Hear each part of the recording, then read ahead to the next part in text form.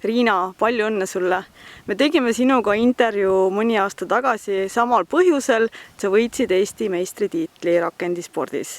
Räägi mulle, kuidas seekord võit tuli? Eks ta tuli ju kõik napiga, et väga suurt vahet ei olnud. Popi oli seekord maratonis kiirem, kuigi ma arvasin, et Ülar on kiirem. Aga tubli Popi ja võitis ikkagi ära. Milline ala teil kõige paremini välja tuli?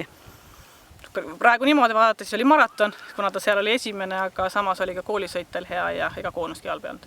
Te olete tegelikult juba mitu aastat koostööd teinud, et kas sa näed, kas teie arengus on veel ruumi, et kuhu te tahaksite jõuda, et kas ta tuleb sinu soovidele järgi nii, nagu sa arvasid, et teil võiks minna? Tegelikkuses selle aastaga on meil läinud tagasilöögid, sest et ta on hakanud kartma, hooaeg on tegelikult suht selline nii ja naa olnud, aga hooaja lõpuks on ta jälle hea olnud. Et selles suhtes on ta praegu tublisti ennast kokku võtnud viimased võistlused.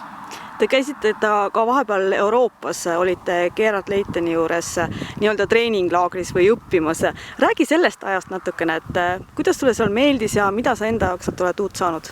Seal oli lahe, sealt samas saime seda, et ma sõidan paaridega, Gerard hästi palju sõidab ise paaridega ja ka Pops oli seal tegelikult tubli, mul oli kaasas ka noor poni, milles ma loodan, et tuleb tulevikus, natukene praegu on selline nii ja naa, aga ma loodan, et tast tuleb ja ma arvan, et kui tast tuleb, seda tuleb Popist parem. Mis sinu plaanid veel on sellel hooajal?